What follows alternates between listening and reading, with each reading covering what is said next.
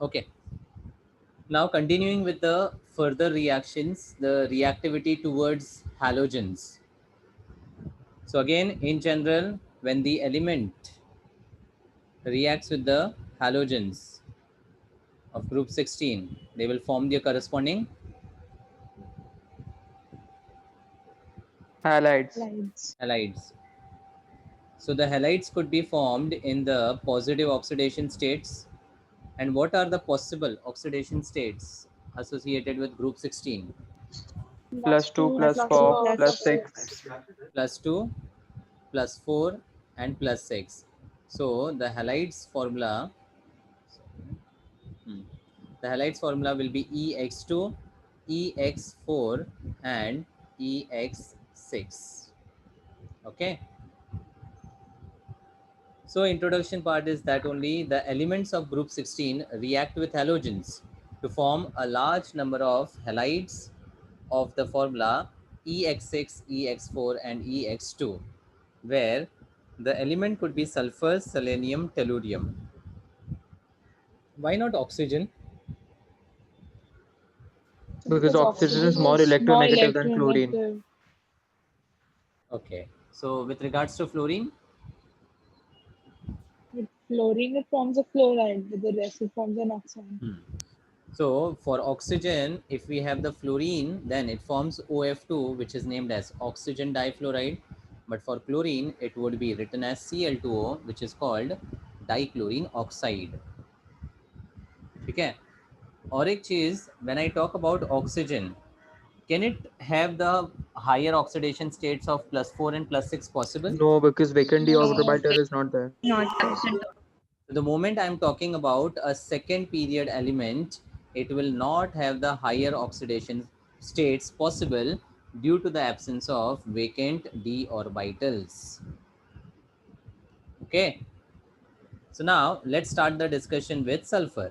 So sulfur के hexahalides is SF6, वैसे ही selenium has SeF6 and tellurium has TeF6. Now if I ask you the stability of these hexahalides, which of them is going to be more stable SF6. SF6. and why? Inert parapet. Perfect. Smaller size. Chota element will always have a higher oxidation state which is more stable. So sulfur in the plus 6 is more stable than tellurium in the plus 6. In fact, the tellurium will have more stable halide of the form EX2 of the lower oxidation state. So always remember this common fact. Okay, so these hexahalides are formed by direct combination of element with the halogen. They are colorless gases, and now comes the hybridization. So if I talk about SF6, Vesper lagao. So VSEPR theory lagane par, what were the steps for Vesper? What is the first point? Identify the Central central atom. atom. Look at the central atom. What is the central atom?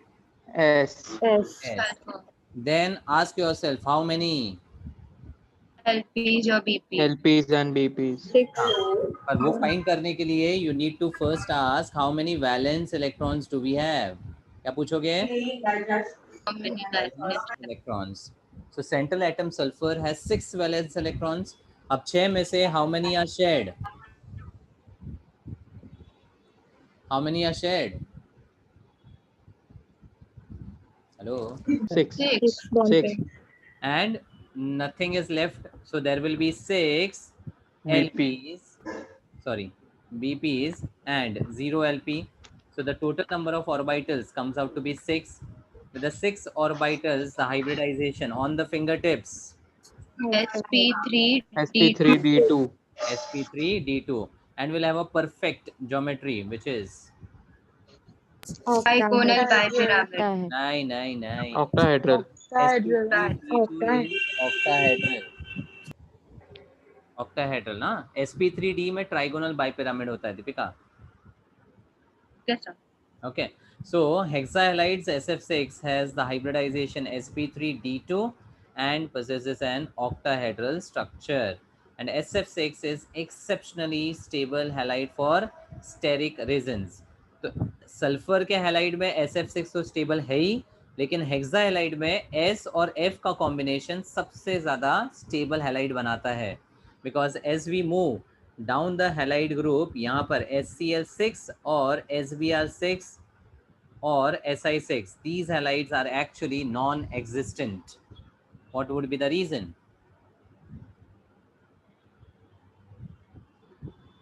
So larger. Sulfur is a small and the other size. So एक sulphur 6 बड़े chlorine को hold नहीं कर पाएगा. For holding it, it will require a large amount of energy. Nuclear. It will for holding it will require a large amount of energy. So overall in molecules का energy would be very high. ठीक है, तो energy factor से भी सोचो तो ये unstable है. ठीक है, दूसरा स्टेरिक फैक्टर तो है ही, because as the size of the halide will increase, the steric repulsion will also increase, which will make the molecule unstable. ठीक है, तो सल्फर के एस्पेक्ट से +6 gives more stability to the anion, and hexa halides में because of the smaller size the SF6 combination is the exceptional stable halide. Understood? Yes, sir. Okay. Now, if I talk about SF4, what will be the hybridization and shape? 4 BPs and 2 LPs. 4 BPs and 2 LPs. कैसा? No. 1 LP. 1 LP. So sp3d. बहुत simple है. Sulphur is the central atom, valence electrons are 6 में से गए 4 ने 4 BPs बनाया, और 2 electron जो रह गए that will correspond to 1 LP, gives you the number 5. On the fingertips, the hybridization is sp3d. This is trigonal bipyramid. If I ask you geometry, you will say trigonal bipyramid. I asked you the shape, Seesaw. the seesaw structure. So can you explain once again how you got sp3d? Number देखो, total LPs VPs 5 अपने fingers दिखा और गिन. हाँ sir. मिला? हाँ. Yes, जो rules बता रहा हूँ प्लीज फॉलो इट. बहुत सिंपल है VSEPR theory. On the fingertips, 5 fingers correspond to S, P, P, P and D. That's sp3d. Clear? Yes sir. ठीक है. Now sp3d में याद रखो, the perfect is trigonal bipyramid. एक लोन पैर आया तो सीसॉ, 2 लोन पैर आया तो T shape.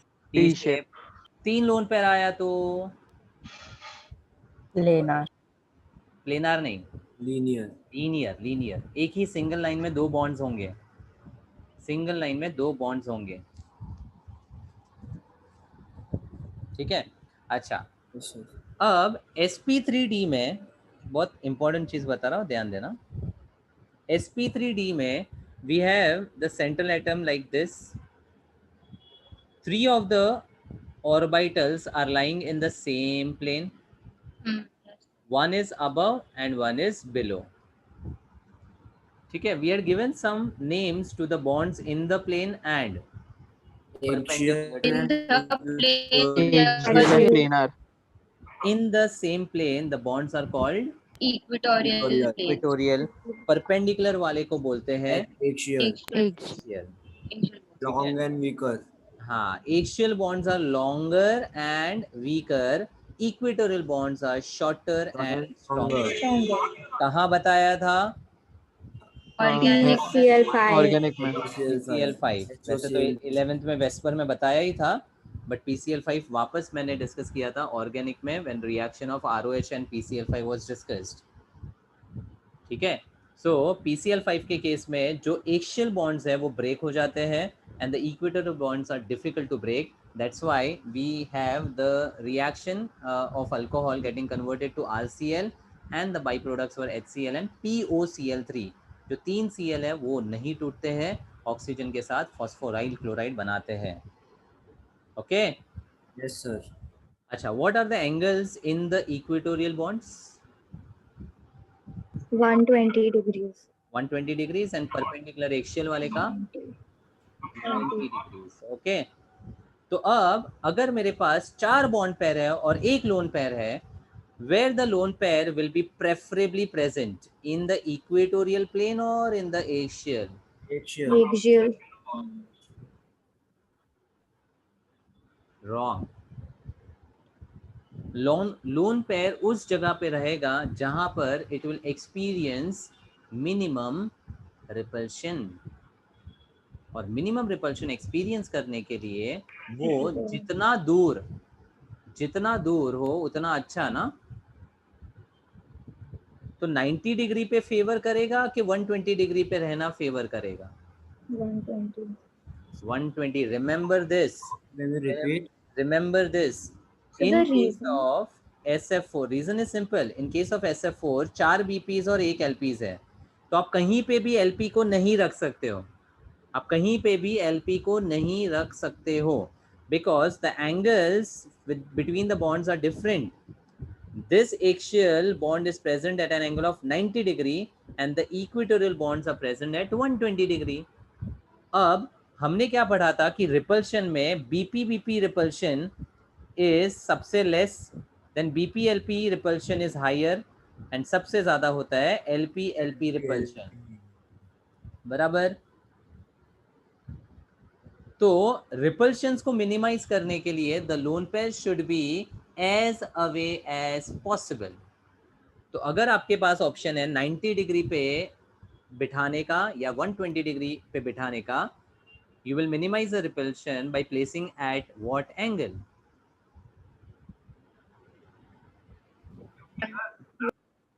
हाँ, 120. 120। इसीलिए यहाँ पर लोन पेयर रिसाइड होता है और यहाँ पर F4 4 बॉन्ड्स बनाता है, ठीक है। And this is what we call the seesaw structure. समझा? Yes, sir. Yes, sir. Similarly अगर आपके पास सेंट्रल एटम पे 2 लोन पेयर है sp3d में, both of them will be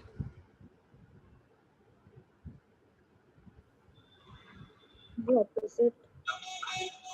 in the equatorial plane only to minimize the LP-LP repulsion, and 3 bond इस तरह से attach हो जाएंगे। Look at the shape. T shape. That's what we call T So shape. the LP ज्यादा होगा। क्या? The LP repulsion ज्यादा होगा ना, तो दूर है ना भाई, 120 पे रखा है और तो कोई एंगल नहीं है ना प्लेस करने के लिए। उसका ज्योमेट्रिकल अरेंजमेंट 90 डिग्री और 120 डिग्री का है। हाँ, सो 90 पे रख सकते ना, ऊपर नीचे।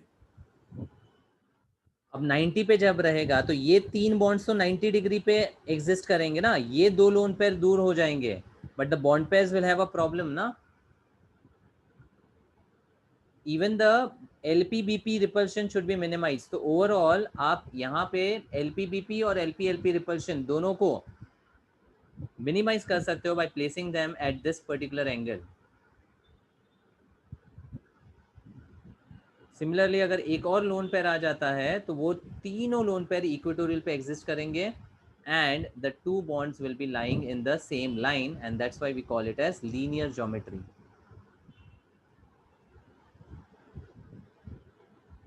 समझा? Yes, sir.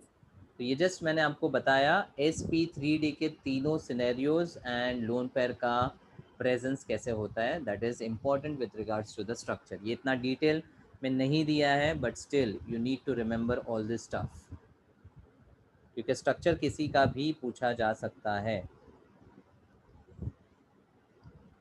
Okay, then stability of halides decreases in the order of fluoride, chloride, bromide, iodide. Because of the smaller size, fluoride would be more stable. Then coming to tetrahalides, SF4, SeF4, TeF4, TeCl4 will have sp3d, d missing है, correction, sp3d hybridization, and thus geometry पूछा तो क्या लिखना है?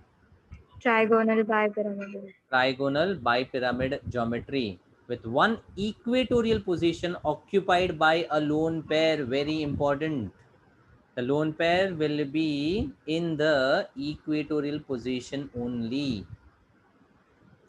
ये बहुत बार पूछा जाता है. हाँ, तो SF4 के शेप में, सीसॉ शेप में, this lone pair is going to be in the equatorial position. Yes, ठीक sir. है. देन डायहलाइड्स पे आते हैं.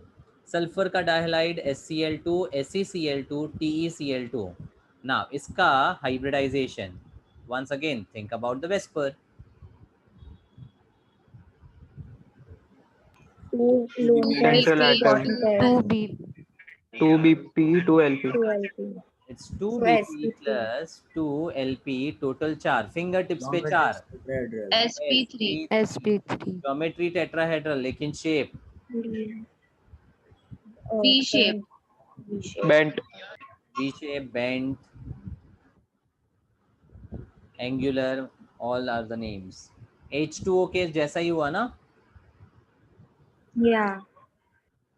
ठीक है. Yes, sir. Because यहाँ पे O रख दो और यहाँ पे H2O रख दो, तो that will nothing but similarity to water. So SCl2, SeCl2, TeCl2 have sp3 hybridization. इसमें यही पार्ट important है. Hybridization geometry और shape पूछा जाता है.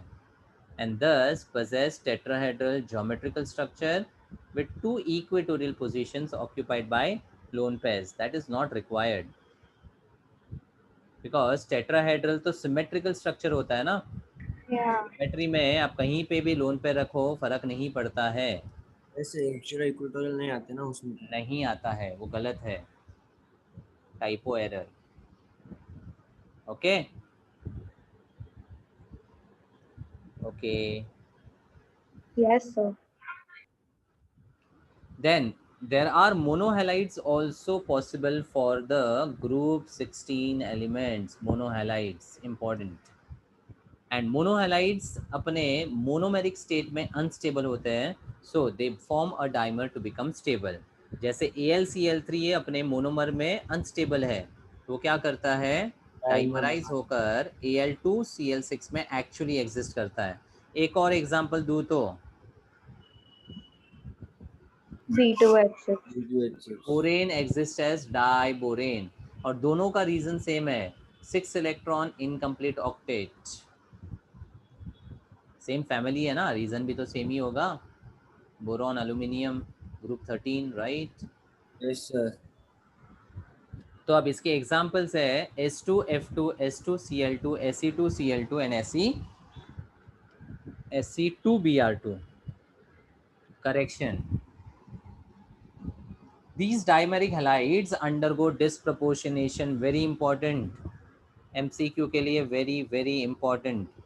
The dimeric halides of the group 16 undergo a disproportionation, and disproportionation is that redox in which the same element undergoes Oxidation and reduction. oxidation and reduction. Oxidation and reduction. So if you have Se2Cl2, it is giving you SeCl4, which is a stable halide, and selenium as neutral atom. अब if I just identify the oxidation states, Se2Cl2 का क्या है, +1. +1. 2x minus 2 equal to 0, +1. +4. +4 and 0. so selenium here is undergoing, Oxidation. and selenium is also undergoing. Reduction. So when the reduction happens for the same element, it's undergoing a Disproportionation reaction. reaction. Clear? समझा? Yes, sir. Yes, sir. अच्छा, इसको balance करने का trick भी बता देता हूँ. Disproportionation में if you want to balance the reaction, always balance the oxidized and the reduced products. Never balance the reactant वाला element. Disproportionation में याद रखो, always balance the disproportionated products या फिर oxidised and reduced products. Okay, बस यही एक important फंडा है. ठीक है, अब tell me how much is the increase in oxidation number. 3. +3. And how much is the decrease? -1. -1. And do not consider the atoms on the left. इसीलिए बोला always balance oxidized reduced products first. तो उसमें आप उस elements को नहीं देखोगे. ठीक है एवरीवन. Yes, sir. तो इंक्रीज हो गया +3, डिक्रीज होगा -1. तो to balance the increase and decrease -1 वाले को Multiply by 3. Multiply by 3. So -1 वाले को मल्टीप्लाई बाय 3. अब balance the selenium on the left. Selenium on the left कितना? 2. 2. And remaining chlorine, is it balanced? Yes, sir. Yes. Yes. Yes, sir. Get the balanced reaction. खत्म. समझा? Yes, sir. Yes, sir. Yes, sir. ठीक है, एक और reaction बताता हूँ जिसमें डिस्प्रोपोर्शनेशन में बैलेंसिंग आएगा, तो वापस यहीं पे बता देता हूँ, ध्यान दो. Chlorine reacts with NaOH and disproportionates to give NaCl, NaOCl and H2O. Is this a disproportionation? Yes, sir. Yes, it is. Because आप अगर ऑक्सीडेशन स्टेट्स को देखोगे तो क्लोरीन इज 0. 0. बैचलर 0. NaCl का Minus chloride one. -1. This is Plus hypo. one. Hypo +1. Hmm. Hypo है ना? Yes, आता है sir. ना ऑक्सीडेशन स्टेट निकालने को.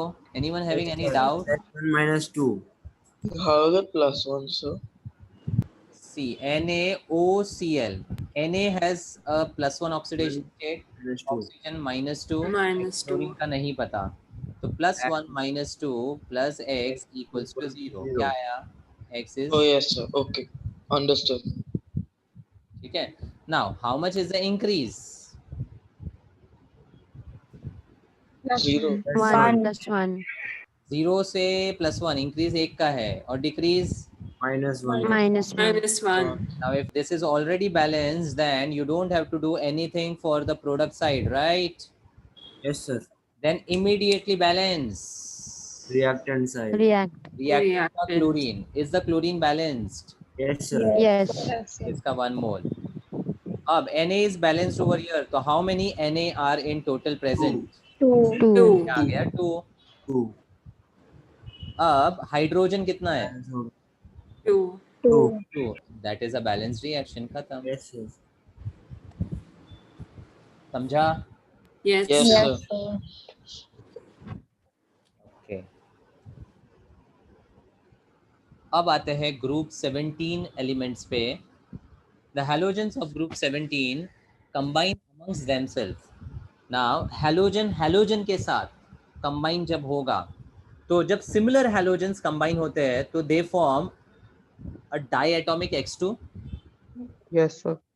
But we can have a combination between dissimilar halogens. तो अगर मेरे पास आयोडीन और फ्लोरीन है, तो can they form the diatomic molecule? No, sir. No, because dissimilar halogen will have difference in Electronegativity. electronegativity. And if I have combination of IF, of course F has a Higher It has electronegativity. higher electronegativity than I. So F का तो एक ही oxidation state possible है, Yes, sir. but other halogens can show. Different oxidation states. That is कौन सा? +1, +3, 1, 3, +5, 5, 7. +7. 1 3 5 7 1 3 5 7 +1 +3 +5 +7. तो let's say यहाँ पे मैं +7 की बात करता हूँ, तो अब यहाँ पर the combination will give you a molecule which is IF7, 7. which is Unstable called है ना, sir? नहीं, ये स्टेबल है। अब कौन सा स्टेबल और अनस्टेबल होता है अभी कॉन्सेप्ट समझेगा। तो this type of Yes. compounds in which two dissimilar halogens are forming the molecule, they are called interhalogen compounds. क्या नाम है? Interhalogen. There are halogen compounds. Inter यानी बिटवीन द हैलोजन। तो बिटवीन द हैलोजन जब molecules बनते हैं they are called interhalogen compounds. Now interhalogen compounds will have two dissimilar halogens. Let's say they are X and X dash, where the right halogen is always going to be electronegativity के terms में Fluorine. is going to More be electronegative. Higher. always going to be more electronegative, and the left halogen is going to be less electronegative. Yes or no? Yes, sir. And the halogen which is more electronegative, उसका size कैसा होता है? Smaller. Smaller. So can I say X dash is of smaller size halogen? Always.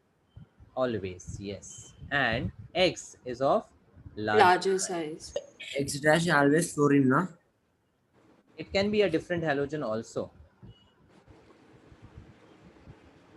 Now, the halogen which is on the right will always acquire an oxidation state of, -1. -1. because halides में एक ही negative oxidation state possible है, right?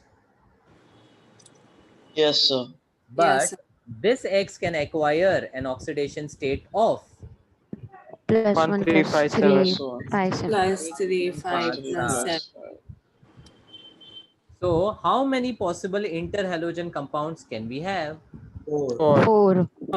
So it will be X, X dash, X, X dash 3, X, X dash 5, 5, and X, X dash 7. 7.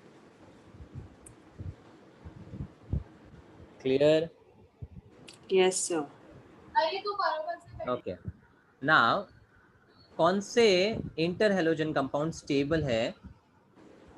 For that, the stability depends on X upon X dash radii ratio. Mic mute करो please, बहुत disturbance आ रहा है किसी के mic से। हाँ, the stability of the interhalogen compounds depends on X upon X dash का रेडियस रेशियो। ठीक है, इनफैक्ट अगर आप देखो तो this is the cation always and this is the अनायन। मतलब कैन आई से it is R plus upon R minus ratio? Yes, sir. Have we seen this somewhere? Yes, sir. कहाँ पे? बस याद नहीं है सर, देखा है वो रेडियस रेशियो 1.414 था, Structure the atom. 1.7 भी था। 1 point नहीं था, 0.15 हाँ वही 14 वही नहीं, 1 से ऊपर होता ही नहीं है। अरे हाँ हाँ, तो सॉलिड स्टेट में रेडियस रेशियो के बेसिस पे यस सर, कौन सा वॉइड ऑक्यूपाई करेगा, दैट वाज स्टडीड। ओवी और टीवी या ओवी, टीवी, क्यूबिक, ट्राइगोनल, है ना? Yes sir. एनीवेज, जस्ट एक रेफरेंस है तो बता दिया मैंने। तो कटायन अपॉन अनायन का जो रेडियस रेशियो है उसके ऊपर डिपेंड करता है, और डिपेंडेंसी क्या है, जितना ये रेडियस रेशियो बड़ा रहेगा उतना वो स्टेबल रहेगा। और ये रेडियस रेशियो बड़ा होने के लिए the cation should be Lesser. बड़ा चाहिए, हायर बड़ा ना, Higher, हाँ, higher. हाँ, बड़ा। तो न्यूमरेटर शुड बी बड़ा, डिनोमिनेटर शुड बी छोटा। छोटा. छोटा. मतलब a combination of large size cation to smaller size anion would be more is stable. more stable. A large cation and a small anion. More stable. आ रहा है समझ में? Yes, sir. अच्छा, और एक चीज, लार्ज कटायन स्मॉल अनायन से और एक चीज को याद आता है, हाँ से Fajans rule. हाँ सर Fajans वो rule. हाँ Fajans rule. And Fajans rule में ionic character of a molecule is more if it has Small anion, large Large cation. large Lalo, large cation, small anion, and a low positive charge. Yes, sir. ठीक है. So this is how the stability would be decided. इसीलिए अगर इस radius ratio के हिसाब से जाए तो IF7 would be a very very stable interhalogen compound. It is highly stable. आता है समझ में? Yes. ठीक है. तो अब if I just talk about the hybridization of all these interhalogen compounds, hybridization, तो XX डैश का क्या होगा? वापस वेस्ट पर सोचना है. 1BP3LP 1BP3 LP sp3. Perfect, very good. वापस कैसे सोचना है? सेंट्रल एटम X है. हैलोजन में how many valence electrons do you have? 7 7. में से गया 1 बचा 3 अच्छा 3 पेयर्स. 6 इलेक्ट्रॉन यानी 3 LPs. तो ओरली समझ में आता है, आना चाहिए. That is 1BP3LP. टोटल उंगली पे 4 गिनो, क्या हुआ? sp3 and sp3 with 3 LP, the geometry is going to be distorted. Geometry तो Yes, sir. tetrahedral होगा, but shape हो जाएगा सिंगल Distorted. बॉन्ड है तो एक ही लाइन में होगा ना, linear. Yeah. लीनियर. ठीक है? yes or no? Yes, sir. Yes. जय 3BP 2LP. So can you repeat it? yeah, what will be the hybridization of x dash 3? जय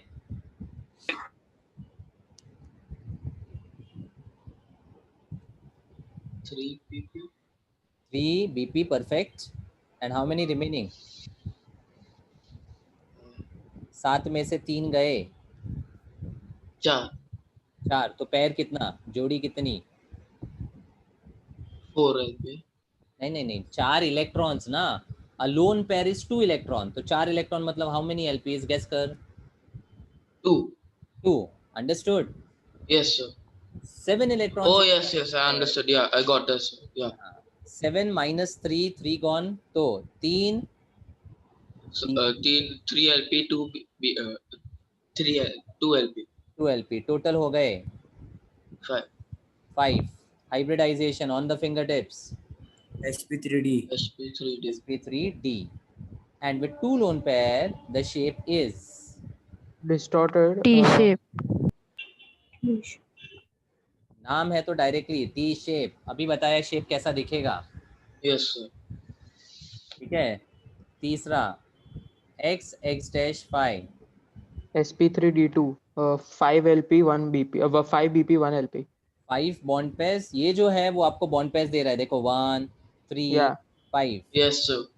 एंड एक इलेक्ट्रॉन पेयर एक लोन पेयर के बराबर होगा. So it will be 6 sp3d2 on the fingertip. sp3d2. 2 and with one lone pair. Square pyramidal. square planar. Planar नहीं pyramidal. एक ही lone pair है, एक ही हाथ गायब करना है. मतलब So can you explain how the square pyramidal thing happens?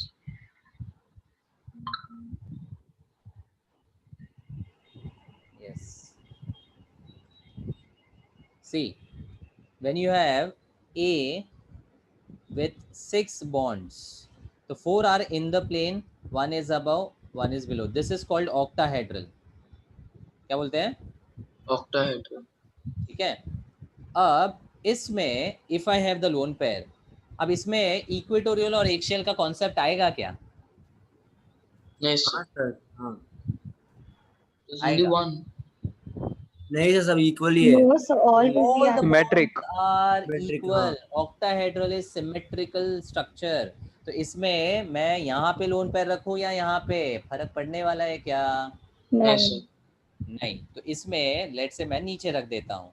तो नीचे रखने के बाद if you now look at the shape, it is going to become a square, and इन चारों को टॉप से ज्वाइन करो, it will become one pyramid. That's Yes, sir. called square pyramid. Okay. और एक और लोन पेयर आया तो इधर से भी गायब करो, तो स्क्वायर क्या है, एक ही प्लेन में है, hence the Square name planar. square planar। खत्म। यस सर समझा। Yes, sir. Okay, thank you. ठीक है, वैसे पर बहुत काम का है हाँ, बहुत। हाँ सर। तो ये हो गया स्क्वायर पिरामिड। अब x x dash 7 7 BP 0 7 LP। BP. That's it. BP 0. 7 BP and 0 LP। ऑक्टाहेड SP3D3। SP3D3. And without any lone pair, what will be the SP3D. Trigonal bipyramid. geometry? I can say now। अब shape नहीं बोलूंगा ना, perfect वाला है। हाँ क्या होगा? अब 5 एक प्लेन में रहेंगे, Pentagonal. हाँ, और ऊपर नीचे पिरामिड। गेस करो। So bipyramid. Pentagonal Pentagonal bipyramid. bipyramid. Excellent, beautiful. Pentagonal bipyramid. Yes, sir. Understood. So once can you draw the structure of these? So IF7 is the example of SP3D3। Yes sir. ठीक है, तो अब यहाँ पे we have 1 2 3 4 5 pentagon के points बना दिए मैंने। तो ये हो गया 5 फ्लोरीन इन द प्लेन। तो ये है अपने 5 बीपीज, और ऊपर 6th वन और नीचे 7th वन। ये हो गया पेंटागनल बाई पिरामिड। अंडरस्टूड? हाथ पे विजुअलाइज कर सकते हो, बेस्ट तरीका है। पांचों फिंगर को ऊपर नीचे ज्वाइन कर लो, देखो मस्त दिखेगा आपको pentagonal by pyramid.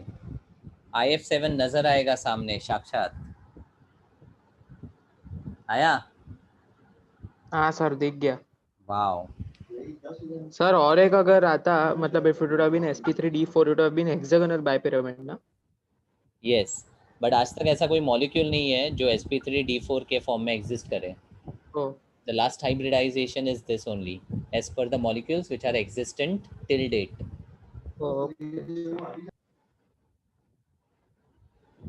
Okay, is this clear? Yes sir. Yes, sir. तो आगे इंटर हेलोजन कंपाउंड्स इन्होंने डिटेल में दिया है, but I have discussed everything over here only. कुछ प्रॉपर्टीज है जो मैं वहां पर डिस्कस कर लूंगा। The main part to be focused over here was inter halogen compounds में the left halogen is less electronegative and of larger size, the right one is more electronegative with smaller size, and it's with a reason. Possible interhalogens are X, X dash 1, 3, 5, 7, and their hybridization and the shape or the geometry needs to be correctly remembered. Okay? Yes, sir. Yes sir.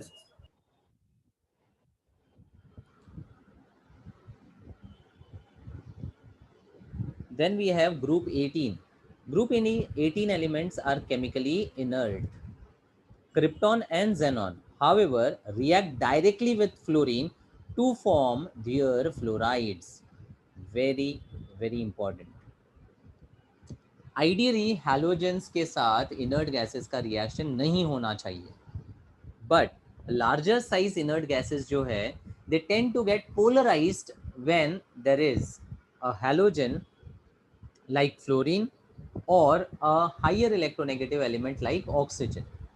So these two most highly electronegative elements tend to polarize the neutral xenon, और इस polarisation की वजह से इनके बीच में fluorides और oxides का formation हो सकता है।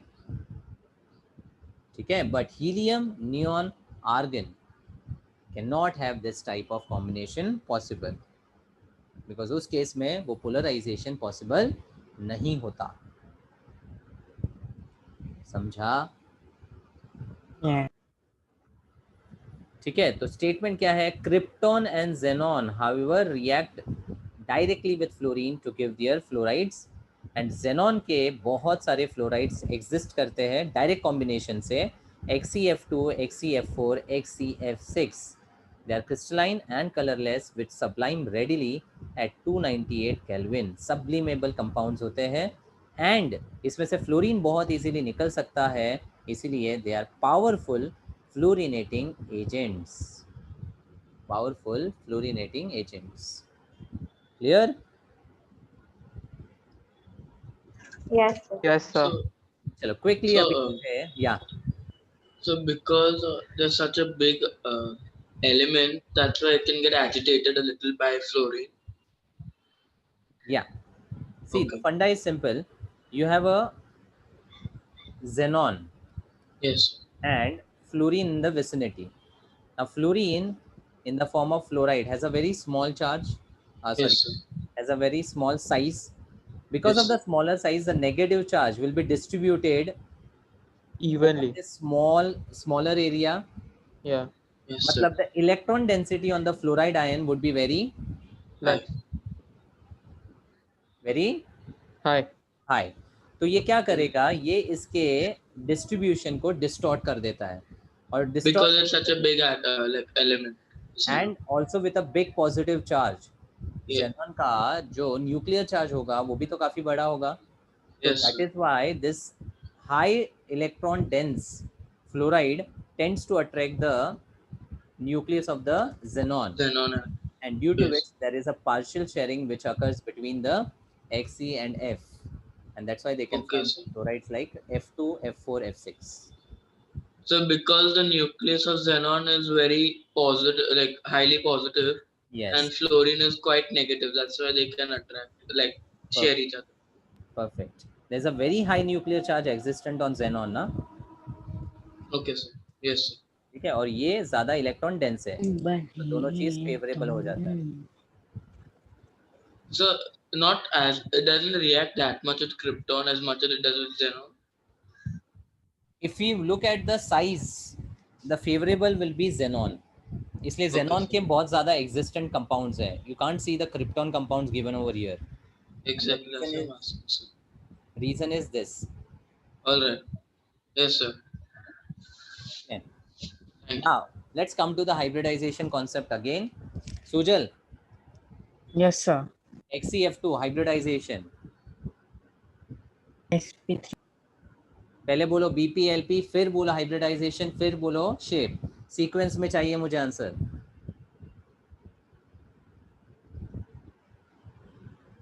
How many electrons in the valence shell of Xe? 8. 8. में से 2. बचे 2 BP.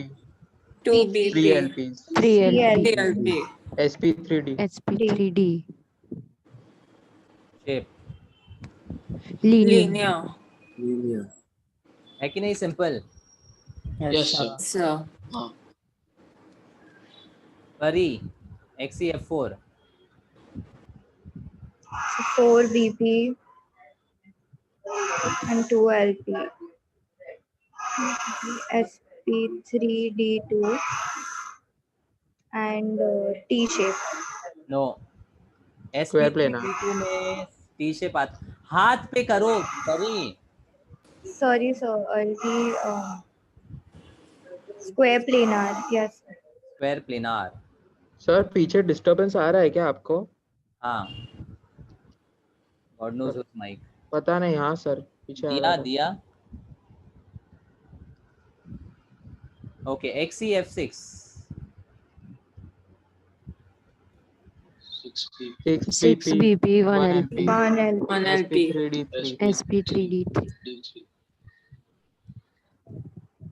now sp3d3 में when there is a lone pair, Sir, will it be distorted octahedral? exactly, that was an The exception. so यहाँ पर pentagonal pyramid होना चाहिए theoretically, but XeF6 adjusts itself in a more stable arrangement which is a distorted octahedral. Note this, very important. So यहाँ पर Xe has 4 fluorine in the plane, 1 above 1 below, similar to the octahedral arrangement, and the lone pair tends to reside in the plane like this. ये pentagonal arrangement में इतना ज़्यादा stable नहीं है, so it adjusts in the form of the octahedral arrangement और जो lone pair है वो उसके प्लेन में ही एग्जिस्ट करता है. So it's called distorted octahedral. Hybridization is sp3d3 and the shape if asked is distorted octahedral. Distorted octahedral, very important. Yes, sir. ठीक है, नोट्स में दिया Yes, sir. है, you can refer to the hybridization concept over there. सारे structures Okay, sir. मैंने दिए हैं. Interhalogen compounds as well as the xenon compounds on the last page.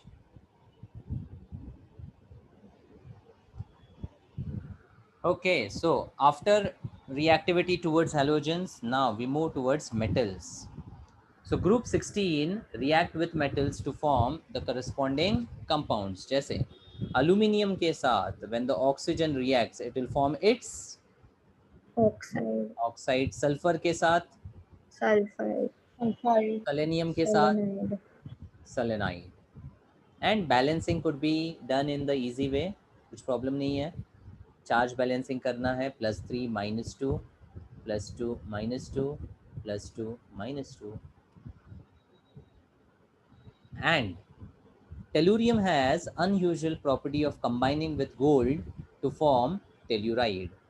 Now gold being an inert या noble metal generally do not react, but अगर कोई element react करता है तो of course that property would be unusual. Yes. And gold and tellurium combines to give gold telluride with Au in the +3 and telluride in the -2 oxidation state.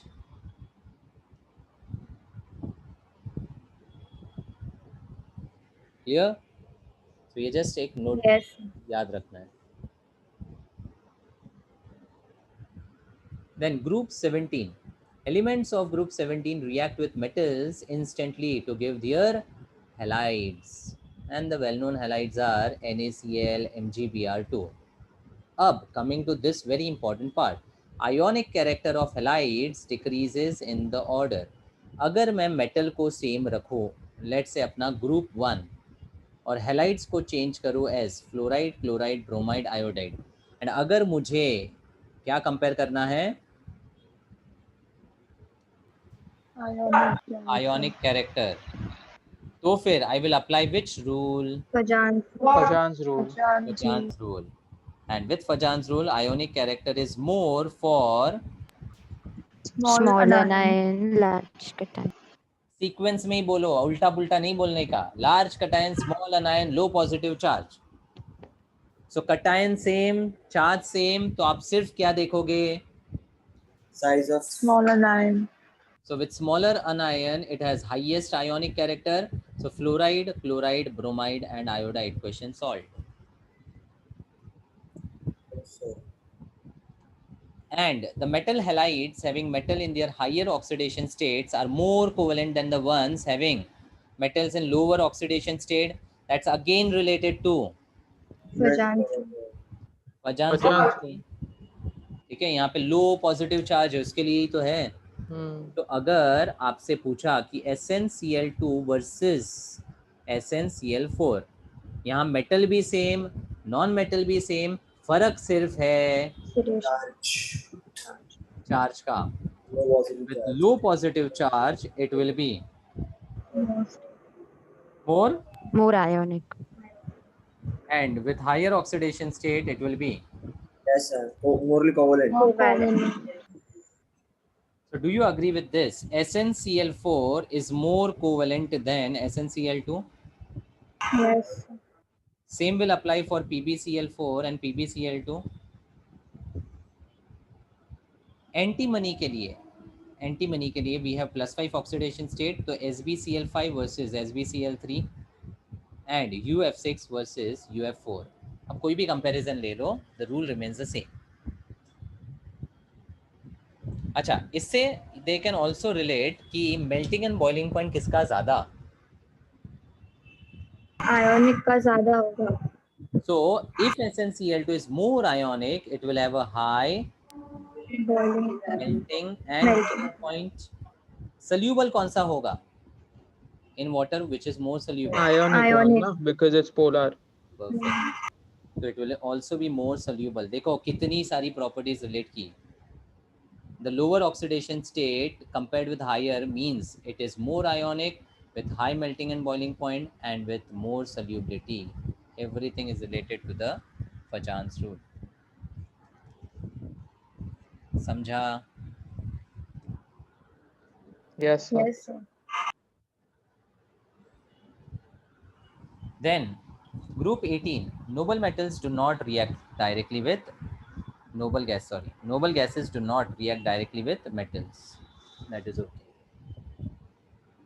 Now comes the next topic, that is allotropy. In simple way, what is allotropy? When it exists in different forms. One In element, two different or form. more forms. Element एक, structures अनेक. Same element existing in different forms is called allotropy. So elements of group 16 exhibit allotropy and all elements of the group 16 exhibit allotropy. ये starting में भी पढ़ा है. All elements exhibit allotropy. So oxygen के common allotropes है oxygen, dioxygen and ozone. Sulfur के बहुत सारे allotropic forms हैं. Rhombic and monoclinic are the important ones, and both are obviously non-metallic. Selenium exists in two allotropic forms of red non-metallic and gray metallic. Tellurium crystalline and amorphous. जैसे boron भी exist करता है, crystalline boron, amorphous boron. ठीक है, like boron I can say, like boron. Group number 13 boron na. And polonium reveals two allotropic forms, that is alpha and beta, and here they both will be of course metallic. Hope this is clear. Yes, Yes, sir. sir. Now allotropes of sulfur. Sulfur exists in numerous allotropic forms. Rhombic sulfur is also called alpha sulfur. Rhombic alpha is same. Monoclinic is also called beta sulfur, and they are the most important allotropes. वो पढ़ा हमने. ठीक है. अच्छा. Which form of sulfur shows paramagnetic behavior? Rhombic. क्यों? Structure बताया मैंने rhombic का. सर आपने वो टाइम पे कुछ बताया तो था, कुछ S8 है और दूसरा कोई है. S8 है, बट उसमें अनपेड इलेक्ट्रॉन है कि नहीं है वो कैसे समझेगा? हाँ सर, वो नहीं बताया था. But how do we identify for a given neutral molecule unpaired electrons are there or not? Which Not. Mod. तो MOT में oxygen versus ozone, which is paramagnetic? Oxygen. Oxygen. No, ozone is paramagnet. No. नहीं. Oxygen. Number Oxygen- line दीजिए. अरे पूरा detail तो बताया. Oxygen is paramagnetic. Oxygen is paramagnetic due to what was the statement? Unpaired. Unpaired electrons in anti-bonding molecular orbitals. How many? 2. हाँ तो पूरा बोलने का ना.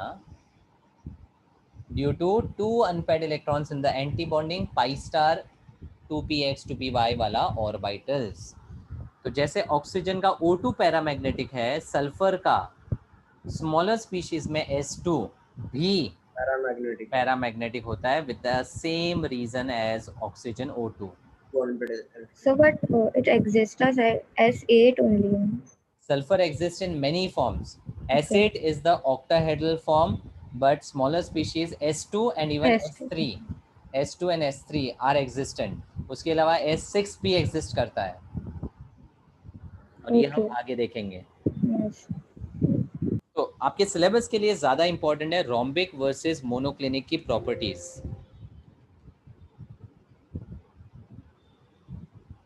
Okay, let's go through the properties. Rhombic versus monoclinic, alpha versus beta.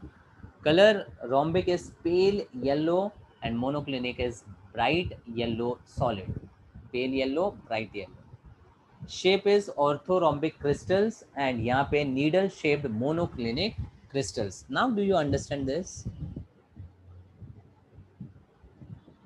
Matunga students, your solid state is pending, so for you it will be difficult, बाकी के लिए in solid state we had talked about crystalline, Yes. हाँ sir. उसमें orthorhombic और monoclinic, Monoclinic. हाँ sir. ठीक है। तो आपको याद रहेगा तो ऑर्थोरोम्बिक में the example was of rhombic sulphur, Yes, sir. और मोनोक्लिनिक में the example was monoclinic sulphur. हाँ ठीक है, तो ये वहीं से रिलेशन है। Next, melting point, rhombic versus monoclinic, values कभी नहीं पूछेंगे बट कंपैरिजन पूछा जा सकता है। Rhombic is 385.8 and monoclinic is 393, that is slightly higher. अच्छा, ऐसा क्यों होता है? Rhombic has a perfect octahedral arrangement, और उसका शेप अभी बता देता हूँ, ऐसा होता है, ये रहा, दिस इज द स्ट्रक्चर। तो S8 में ये स्ट्रक्चर कैसे बनाना, उसका एक सिंपल ट्रिक बताता हूँ। All the sulphur atoms are joined by single bonds and it's a cyclic structure. तो 8 सल्फर में से जो एसिड के फॉर्म में एग्जिस्ट करता है, draw the 5 sulphur in the zigzag manner, zigzag, है ना? ऐसा नो? Yes. एंड बीच के 3 सल्फर को पैरेलल नीचे वापस ड्रॉ कर लो। And now join the sulfur atoms by single bonds like this. And now when you close this, you will get the structure. इसको बोलते हैं crown shape. दिखता है crown? How is it octahedral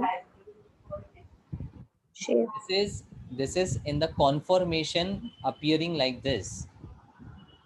जैसे Okay. Cyclohexane को हम बनाते ऐसे हैं, लेकिन साइक्लोहेक्सेन का एक्चुअल एग्जिस्टेंट ऐसा रहता है, चेयर कॉन्फॉर्मेशन बोलते हैं इसको।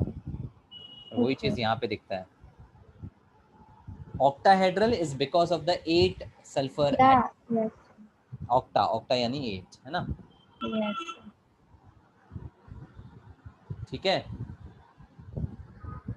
तो यहाँ पर ये परफेक्ट ऑक्टाहेड्रन के फॉर्म में काफी ज्यादा स्टेबल रहता है, इसीलिए it is compact in size, so the surface forces are not that strong. But monoclinic में slight distortion observe होता है because of the monoclinic arrangement. उसकी वजह से उसके surface forces, मतलब surface area increase हो जाता है, by which the melting point is found to be slightly higher. ठीक है, तो rhombic has the melting point lower than the monoclinic. Monoclinic थोड़ा डिस्टॉर्टेड अरेंजमेंट होता है, रोम्बिक एक परफेक्ट अरेंजमेंट होता है। याद हो तो मोनोक्लिनिक में 1 एंगल इंक्लाइंड ऐसा बताया था कि नहीं? हाँ सर था। हाँ सर। तो वो डिस्टॉर्शन होता है उसमें। Okay, several modifications of sulfur containing 6 to 20 sulfur atoms per ring have been synthesized. तो S8 तक नहीं रुकता है, S20 तक भी कुछ मॉलिक्यूल्स हैं जो सिंथेसाइज कर चुके हैं। But in the S8 molecule the ring is puckered and has a crown shape. पकड़ मतलब इस तरह का ये क्राउन शेप, पकड़ रिंग होता है ना, पकड़, ठीक है, but crown shape you can understand, has a crown shape. Cyclo S6 the ring adopts the chair conformation या chair form, so as I have already shown, ठीक है। और elevated temperature, S2 is the dominant species which is like O2 and is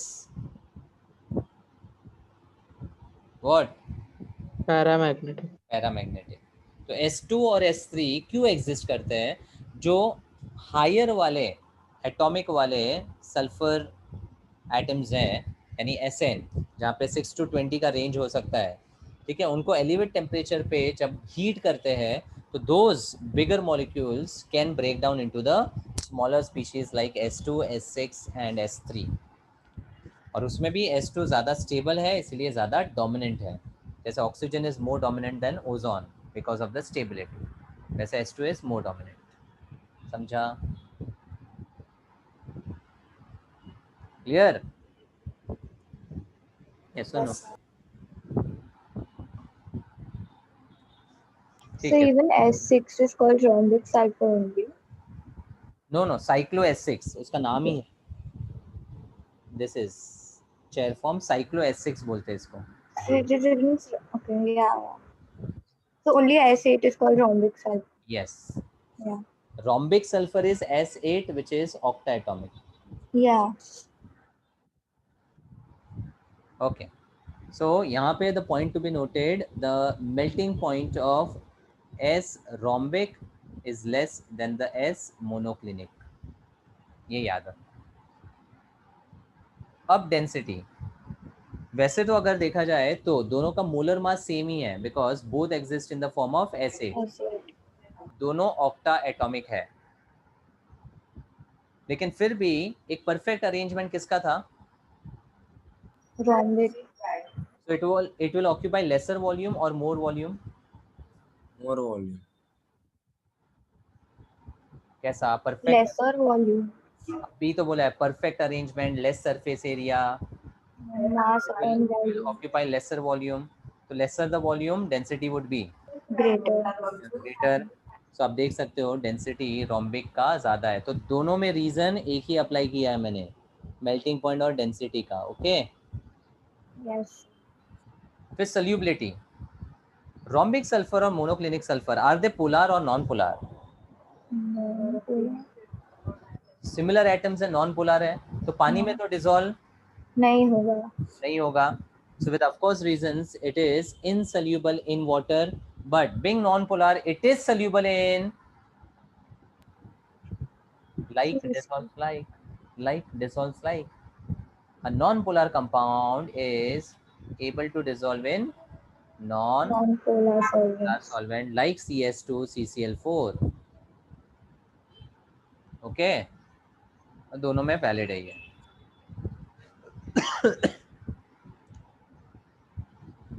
Okay. Stability, it is stable below 369 Kelvin. Temperature बहुत important है, याद रखने का तरीका 369. So it's stable below 369 Kelvin and transforms to beta sulfur above this temperature. अब क्या होता है सुनो, rhombic sulphur and monoclinic sulphur जब प्रिपेयर किया जाता है तो एक पर्टिकुलर टेम्परेचर पे वो दोनों इक्विलिब्रियम में एग्जिस्ट करते हैं, and that temperature is 369 Kelvin. ठीक है, this is at equilibrium. अब अगर बीटा सल्फर बनाना है या मोनोक्लिनिक सल्फर बनाना है तो it needs to go above 369 Kelvin. तो above 369 में the equilibrium is more towards the hello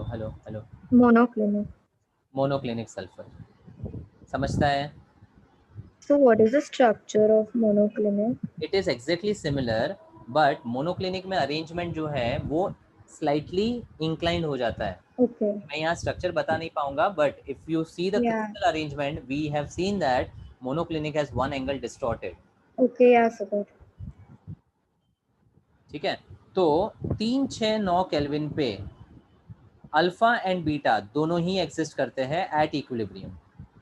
इसके ऊपर बीटा ज़्यादा स्टेबल होता है, इसके नीचे अल्फा ज़्यादा स्टेबल होता है. Look at this diagram, remember it. 369 alpha beta both exist at equilibrium. ऊपर बीटा नीचे अल्फा, ऊपर बीटा नीचे अल्फा. याद हो गया? Yes, sir. So now transforms to beta above this temperature and ये stable है above 369 Kelvin and transforms into alpha below this temperature. Alpha में 369 के नीचे, बीटा के लिए 369 के ऊपर.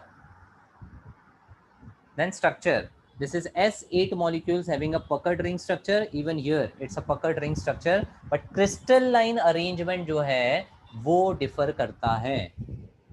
अंडरस्टूड ना?